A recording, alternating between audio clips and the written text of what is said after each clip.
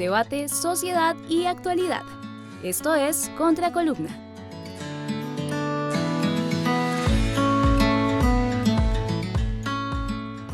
Buenos días aquí a los amigos de Contraportada, a sus participantes, a sus coordinadores. Vamos a tratar hoy un asunto al cual hemos venido haciendo referencia en las dos últimas conversaciones, y es la relación del programa histórico de Petro con el programa de investigación de Mars.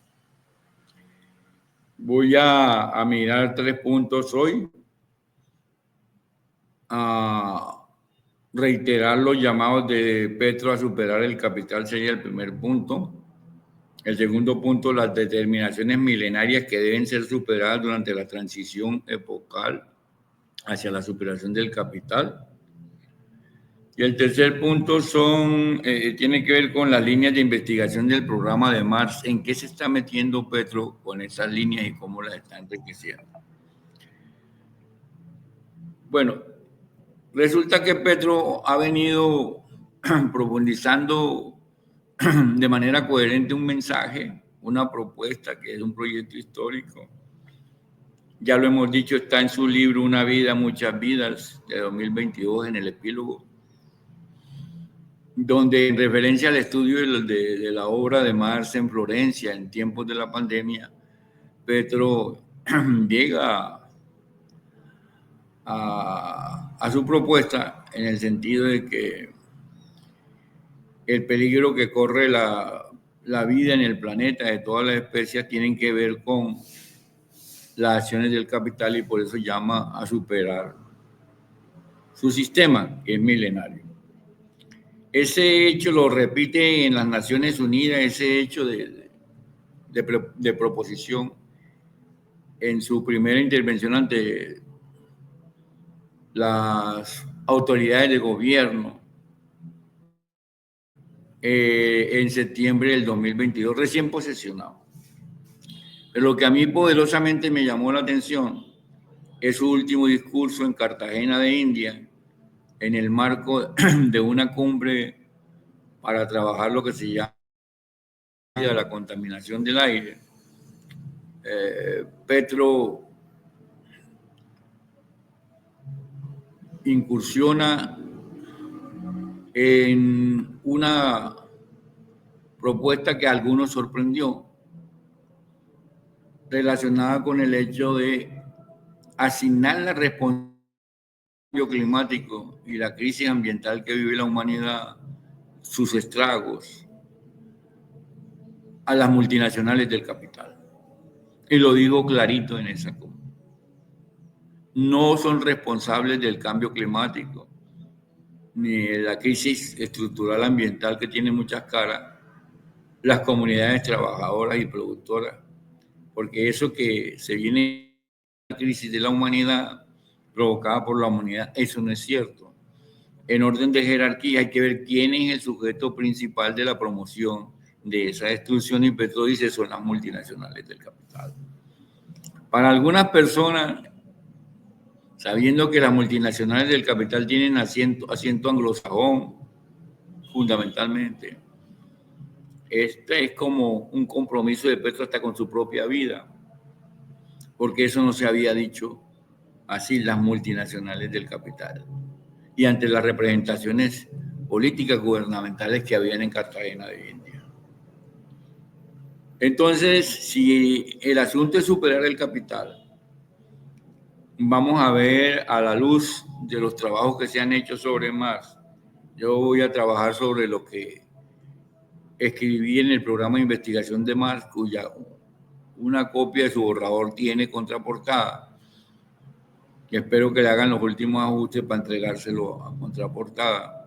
Entonces, ahí tenemos en las determinaciones, estudiando la obra de Marx, la división social del trabajo y su estructura jerárquica, que favorece la gerencia destructora centrada en la búsqueda de las ganancias a cualquier precio.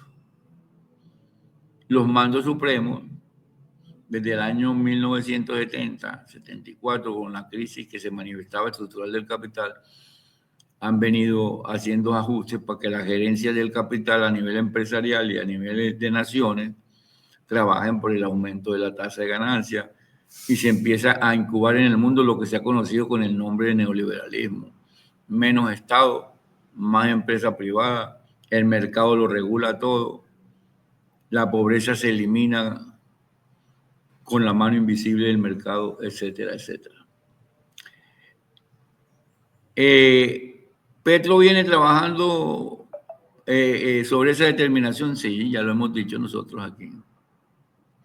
La elaboración del presupuesto 2022-2026 se hizo bajo consulta en cierto sentido vinculante en varias regiones del país. Compartir información sobre las decisiones estratégicas del país a través de televisarlo, las sesiones del Consejo de Ministros, es otro hecho importante. Ahora viene el asunto de la segunda determinación histórica, la distribución de los excedentes que provienen de la producción de la riqueza social, que sigue en manos de las élites del capital. La sociedad trabajadora y en particular las mujeres son excluidas de este proceso.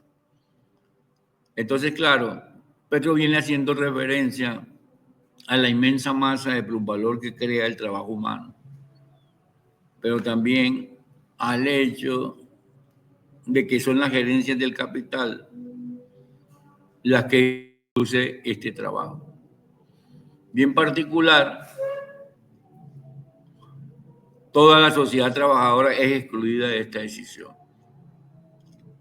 Viene llamando la atención Petro el nombramiento de Edwin Palma para la empresa colombiana de petróleo, para la junta directiva, de que es preciso que progresivamente los trabajadores participen de las decisiones grandes de las empresas y que se metan a opinar sobre de los excedentes. Esos son principios de una larga transición.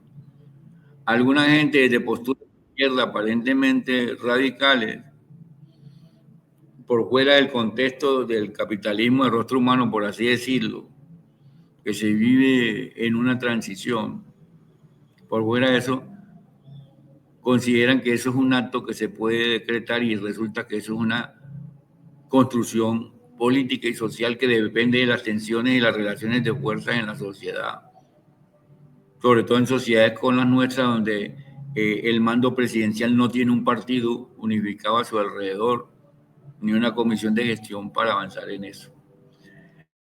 La determinación en la producción de bienes y servicios de forma anárquica y elitista a nombre de la libertad no se dirige a satisfacer las necesidades humanas, sino a la generación ampliada de ganancias. Entonces vemos cómo proliferan en los supermercados y a nivel de la oferta de productos, o la forma de bienes y servicios, productos, valga la expresión, que no significan una necesidad inmediata de la población. Mientras que los grandes problemas de la humanidad para satisfacer las condiciones de superación de la pobreza, como es la producción de alimentos, no entran en el dominio de esa gran producción, y eso no lo pueden hacer las multinacionales, por su objetivo no es superar la pobreza, sino obtener ganancias a través de la inserción de nuevas mercancías. Las nuevas tecnologías aparecen una serie de productos al cual tiene acceso un sector de la población, pero no toda la mayoría de la población. Ya se sabe que no toda la mayoría de la población del mundo tiene acceso a Internet ni al uso de las nuevas tecnologías. Incluso algunas universidades en América Latina no tienen acceso a esas tecnologías sus estudiantes. El cuarto es el régimen de propiedad privada excluyente y dominante. Debe buscarse su convivencia con las propiedades estatales, cooperativas y familiares populares. En estos regímenes de transición que se hacen bajo la forma de elegir presidente para regir los destinos de una nación y un programa de gobierno, Sí o sí hay que convivir dialécticamente con las empresas de la propiedad privada y cuesta que la población entienda eso. Durante la campaña electoral se llegó a decir que Petro iba a expropiar a los propietarios de taxis, iba a expropiar a los dueños de tiendas, es decir, demeritando la idea de la gran propiedad. Es un asunto con el cual hay que establecer relaciones dialécticas, pero paralelo a eso, hay que incrementar lo que se llaman las formas asociativas de producción. Hay que revisar cuántas formas, unidades asociativas de producción bajo las formas de cooperativas o asociaciones de ayuda mutua se han construido en Colombia durante el gobierno del presidente Petro. Es un dato que debemos tener presente.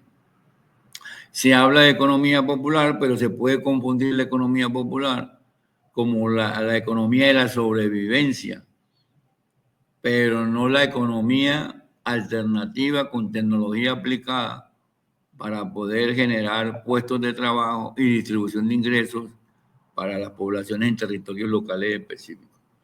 La quinta determinación que hay que superar en el marco del capital se llama el control del poder político y las tomas de las decisiones fundamentales estatales. Ya vemos cómo en un régimen como el nuestro, de trilogía de poder ejecutivo, judicial y legislativo, el aparato legislativo trabaja para los intereses del capital.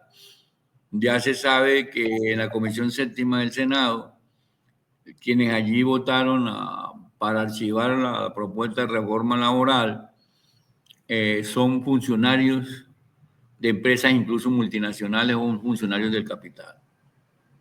Entonces, hay que ir progresivamente avanzando en la superación de esa trilogía y sobre todo el poder político parlamentario.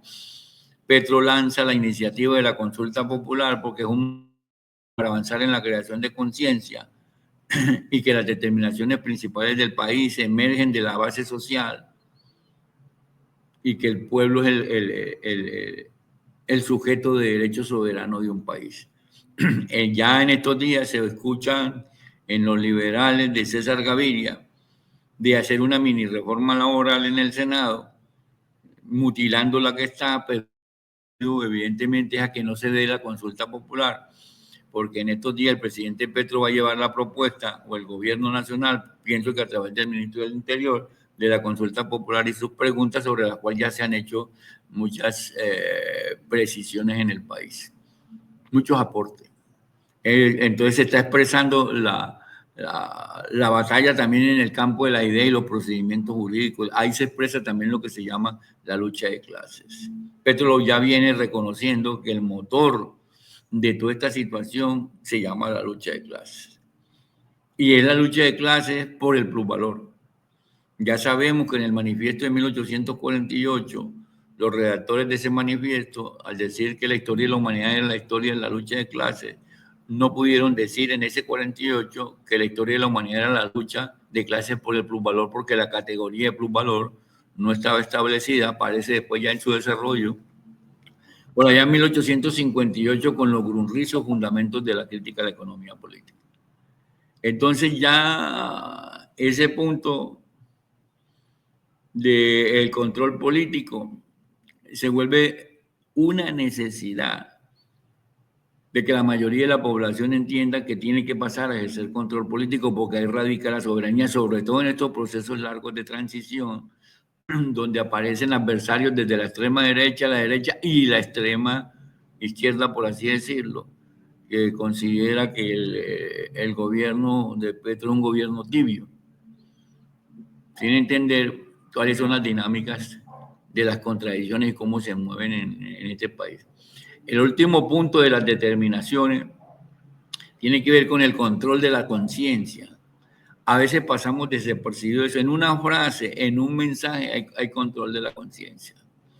Por ejemplo, los mensajes que se establecen en RCN y televisión, RCN Televisión, RCN Radio, Caracol Radio y Televisión y otros medios, va dirigido a crear control de la mente.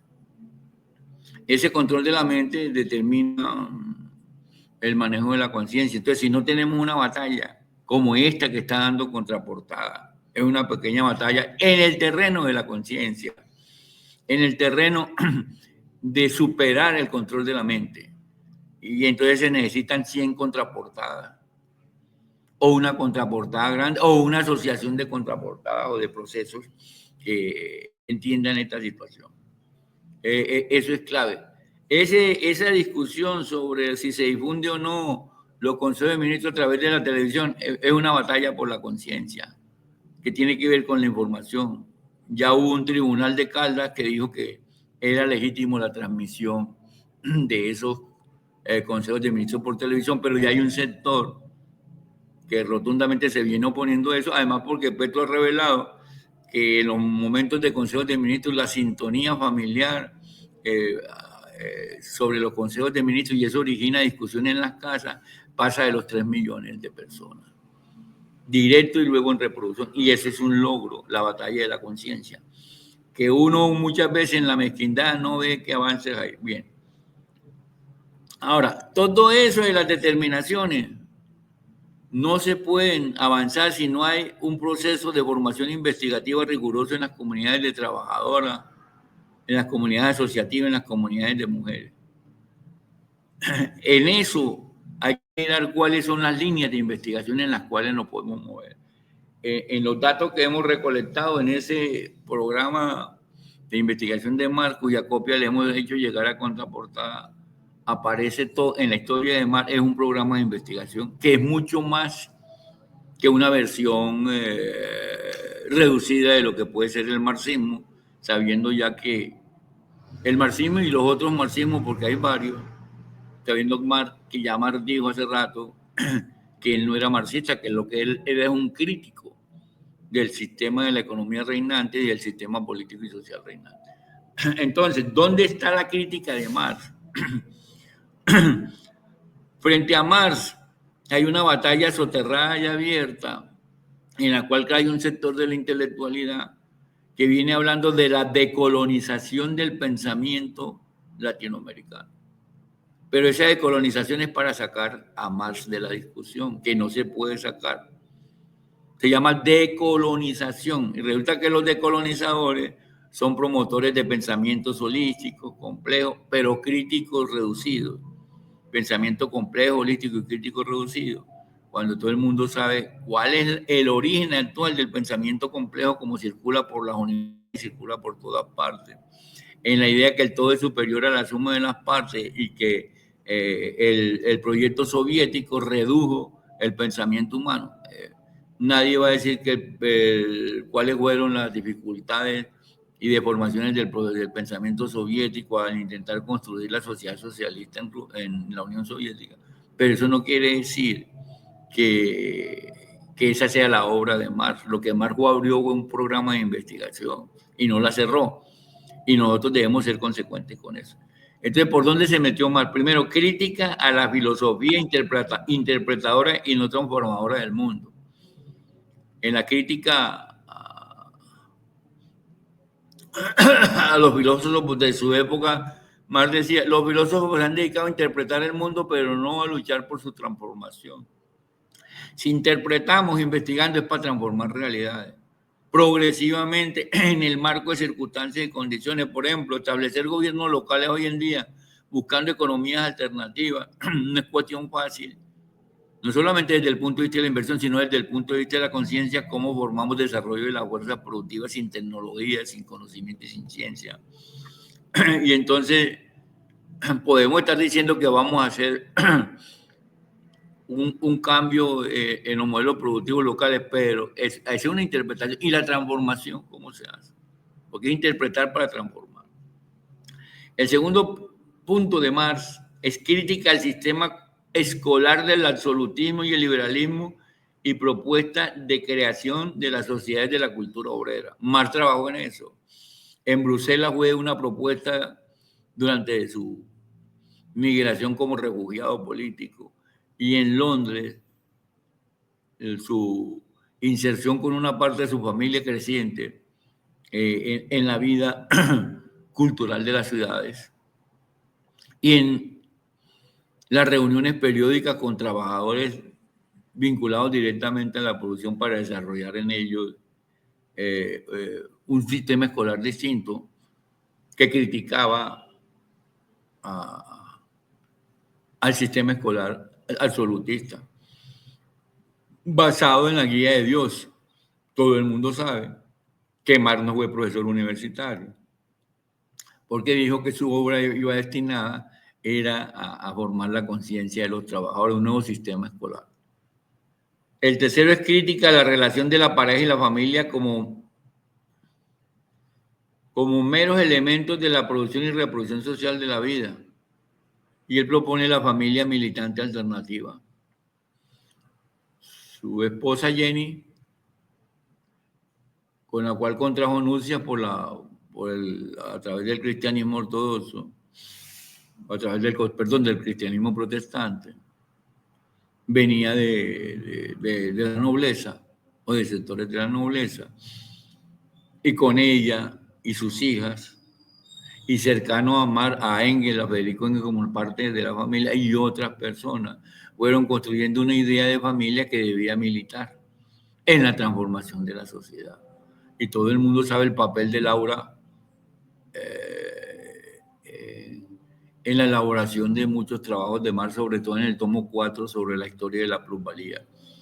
Y todo lo que acompañó Laura a Marx en ese laboratorio que él tenía en el Museo Británico, en la biblioteca. Entonces, es eso, cómo en nuestra familia hay que desarrollar la interpretación y transformación del mundo. Pero contra eso conspira la libertad de ideología y de credos en las familias que la han sabido insertar. Lo que pasa es que RCN y Caracol no trabajan sobre la libertad de la ideología en la familia, ellos imponen una ideología y una manera de mirar. El cuarto punto es la crítica a la literatura. ¿Para qué es la literatura?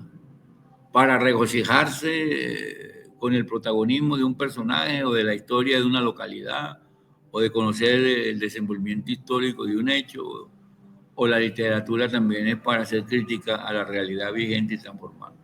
La crítica a la instrumentación estatal de las religiones. Contra Marx lo que se vino fue que era un reproductor de que la religión era el opio del pueblo y minimizaron la manera como Marx veía las religiones. Marx lo que veía era que las religiones no podían ser instrumentos de los estados. Entonces fue lo primero por abogar por la libertad religiosa. Pues claro, porque le quitaba el dominio del uso de la religión a los estados. Hoy todavía en muchos estados del país el Vaticano influye en cuáles son las orientaciones religiosas que se dan. Y el poder de Roma, que el poder de Roma no es mano de Dios, el poder de Roma viene del siglo III con Constantino, y es la toma de Roma para imponer el proyecto imperial romano, porque la religión ortodoxa tiene sede, se desarrolla fundamentalmente en la Rusia. Está la crítica a la economía política, que es su obra cumbre, es El Capital, frente al cual hay que debatir muchas cosas porque Marx no vivió el desarrollo del capital en el siglo XX, tampoco lo vivió a finales del siglo XIX, porque él muere en 1983 y el tomo 2 y 3 se publican en el 85 por Engels, no alcanza a ver ciertas cosas que pudo haber incluido en El Capital, en la crítica al sistema del capital, pero su esencial, la crítica a la producción de mercancía por parte de las gerencias del capital para obtener plusvalor, están dibujadas ahí, en los 3 tomos del Capital. Hoy está la crítica a la economía política, que hoy en Marx es una crítica a la geoeconomía política, a la geoeconomía política.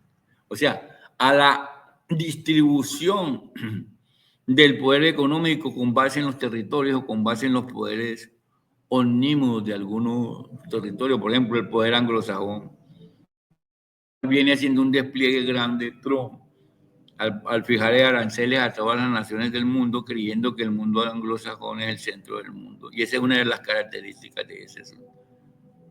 Está la crítica a la relación ciudad, economía y política y buen vivir. Ya se sabe que las grandes ciudades y las ciudades son escenarios estratificados de desarrollo de las condiciones de vida. Entonces la ciudad tiene que ver con la tecnología, tiene que ver con la economía y tiene que ver con el buen vivir. La democratización profunda de la sociedad, y Petro viene intentando hacer eso, se está insertando, por ejemplo, en territorios fronterizos como Chocó y Urabá, se está insertando en territorios como Boyacá o en territorios como el Pacífico. Está la crítica al colonialismo que vuelve a salir con el problema de Ucrania. Ya Nueva York Times acaba de decir en un extenso estudio, Nueva York Times, que quien creó el problema ucraniano fueron los Estados Unidos, no fue Rusia. Y el móvil de eso era económico-político, era el control de los recursos de minerales que hay en Ucrania y la gran potencialidad de la producción del suelo en abonos y otras cosas. Y entonces ya sale la revelación. No era Rusia como se decía que quería invadir España. Rusia estaba planteando, no soy defensor aquí de Rusia, era una defensa del territorio ruso frente al crecimiento o la expansión de las fronteras de la OTAN hacia su territorio. Está la crítica a la política del Estado y sus instituciones propuestas nuevas y liberadoras. Lo que Petro está proponiendo, al realizar la consulta popular, que debe realizarse y que se le van a oponer y que van a buscar la abstención, es una crítica a las instituciones del Estado. Porque no basta decir que hay que derrumbar el Estado burgués y el polo de poder tripartita de ejecutivo, legislativo y judicial. El asunto es cómo se avanza hacia allá, cuál es la transición hacia eso. Petro está metiendo en la crítica a la transición, en la crítica a la formación de la conciencia. Él no lo dice explícitamente socialista, pero está hablando de una conciencia para superar el capital que debe ser construida por el pueblo trabajador, y eso traducido en términos de Marx es conciencia socialista, no comunista, que es otra cosa, como se entienda. Petro está trabajando la crítica a las izquierdas y sus organizaciones obreras, la crítica, por ejemplo, de los términos que se utilice, es una crítica a la izquierda, que considera Petro que esa organización hunde sus raíces en el pasado y que se deforma. Eso está para verse, pero Petro se está metiendo en eso. La crítica al periodismo, eso es constante. Y el periodismo anónimo de RCN, Caracol y otros debe ser criticado. No censurado, debe ser. Por eso se habla de la crítica. Y la crítica del programa de la corriente de Marx. La crítica del programa de la corriente de Marx es la crítica al programa de Chávez y a su desarrollo. Hasta dónde llegó, por dónde. La crítica al programa de la Revolución Boliviana Pluricultural, al proyecto de Evo Morales y ahora con Arce, que se van en diferencia.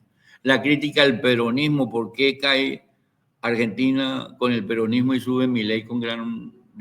La crítica a la propia Revolución Cubana, no para bloquearla, sino para mirar hasta dónde van sus alcances, sus desarrollos. La crítica al Frente Sandinista de Liberación Nacional y su proyecto.